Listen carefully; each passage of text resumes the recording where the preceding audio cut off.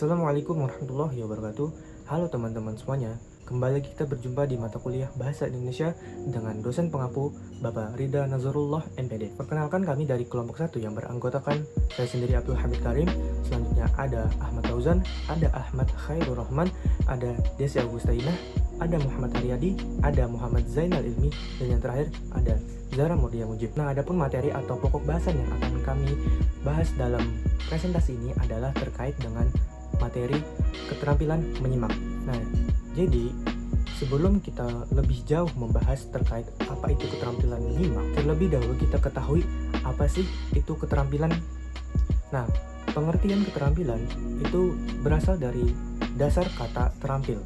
Nah, menurut Somarji, kata terampil itu sama dengan kata kecekatan. Namun, dalam bahasa ataupun secara arti dalam sempit, kata keterampilan itu lebih condong atau ditujukan kepada perbuatan. Karena keterampilan itu lebih dari sekedar memahami. Sedangkan menurut Purwadarminta, bahwa keterampilan itu adalah suatu keahlian atau kecekatan dalam melakukan sesuatu yang dibarengi dengan yang namanya kemampuan atau keahlian. Nah, untuk pengertian keterampilan menyimak itu akan disampaikan atau dijelaskan oleh teman saya yaitu Ahmad Tauzan. Selanjutnya adalah pengertian dari keterampilan menyimak. Dalam pengajaran bahasa, terutama pengajaran bahasa lisan, sering kita jumpai istilah mendengar, mendengarkan, dan menyimak. Ketiga istilah itu memang berkaitan dengan makna namun berbeda dalam arti. Dalam KBBI atau Kamus Besar Bahasa Indonesia, pengertian istilah itu dijelaskan seperti berikut. Yang pertama adalah mendengar, diartikan sebagai menangkap bunyi atau suara. Yang kedua adalah mendengarkan, berarti mendengarkan sesuatu dengan sungguh-sungguh.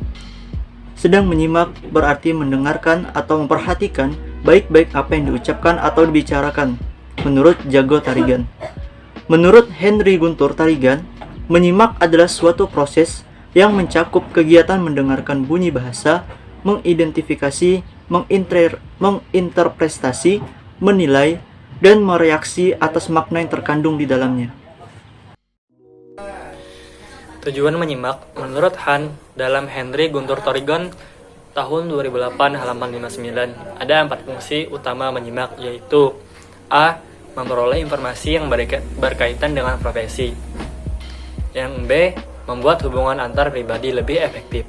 Yang C. Mengumpulkan data agar dapat membuat keputusan yang masuk akal. Dan D. Agar dapat memberikan responsi yang tepat. Nah, selanjutnya ada jenis menyimak. Jenis menyimak di sini terbagi menjadi 2, yaitu jenis menyimak ekstensif dan juga jenis menyimak intensif. Menyimak ekstensif atau extensive listening adalah suatu kegiatan menyimak mengenai hal-hal yang lebih umum dan lebih bebas terhadap suatu ajaran. Artinya di sini tidak perlu di bawah bimbingan langsung dari seorang guru, seperti mendengarkan siaran radio, televisi, dan lain sebagainya. Menyimak sosial adalah suatu kegiatan menyimak yang dilakukan oleh masyarakat dalam kehidupan sosial, seperti di pasar, di jalan, dan lain sebagainya. Lalu yang kedua ada menyimak sekunder, yaitu suatu kegiatan menyimak yang dilakukan secara kebetulan, seperti saat kita bercanda di ruang tamu, kita mendengarkan radio, kita melihat televisi, dan lain sebagainya. Yang ketiga ada menyimak estetik atau yang biasa disebut juga dengan menyimak apresiatif, adalah suatu kegiatan menyimak untuk menikmati atau menghayati sesuatu, seperti saat kita mendengarkan pembacaan puisi. Dan yang keempat ada menyimak pasif, yaitu kegiatan menyimak suatu bahasan yang dilakukan tanpa sadar. Yang kedua yaitu ada menyimak ekstensif. Ini dari segi pengertian, menyimak ekstensif adalah menyimak yang dilakukan untuk memahami makna yang dikehendaki. Adapun jenis-jenis yang termasuk dalam menyimak ekstensif diantaranya adalah yang pertama yaitu ada menyimak kritis atau juga bisa disebut dengan critical listening. Adalah sejenis kegiatan menyimak berupa pencarian kesalahan atau kekeliruan, bahkan juga butir-butir yang baik dan benar dari ujaran seorang pembicara dengan alasan-alasan yang kuat yang dapat diterima oleh akal sehat. Yang kedua yaitu ada menyimak konsentratif atau juga bisa disebut dengan concentrative listening. Sering juga disebut menyimak sejenis telaah, dan juga sini ada menurut Dawson adalah yaitu kegiatan-kegiatan yang tercakup dalam menyimak konsentratif, yaitu A. Mengikuti petunjuk-petunjuk yang terdapat dalam pembicaraan. B. Mencari dan merasakan hubungan-hubungan seperti kelas, tempat, kualitas, waktu, urutan, dan sebab akibat. Dan yang ketiga yaitu ada menyimak kreatif atau juga bisa disebut dengan creative listening. Adalah sejenis kegiatan dalam menyimak yang mengakibatkan kesenangan, rekonstruksi imajinatif para penyimak terhadap bunyi, penglihatan, gerakan, serta perasaan-perasaan kinestetik yang disarankan atau dirangsang oleh sesuatu yang disimaknya. Dan yang keempat yaitu ada eksplorasif, yaitu menyimak yang bersifat menyelidik atau exploratory listening. Adalah sejenis kegiatan menyimak intensif yang dengan maksud dan tujuan menyelidiki sesuatu lebih terarah dan lebih sempit. Yang kelima yaitu ada menyimak interrogatif atau juga bisa disebut dengan interrogative listening. Adalah sejenis kegiatan menyimak intensif yang menuntut lebih banyak konsentrasi dan seleksi, pemusatan perhatian dan pemilihan butir-butir dari ujaran sang pembicara karena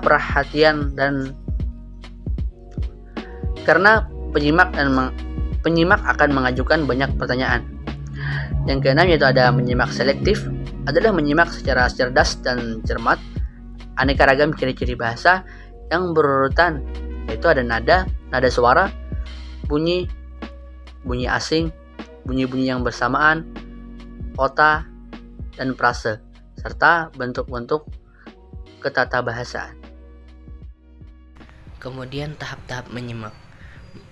Pertama ada menyimak berkala, yaitu menyimak yang terjadi pada saat-saat sang anak merasakan keterlibatan langsung dalam pembicaraan mengenai dirinya.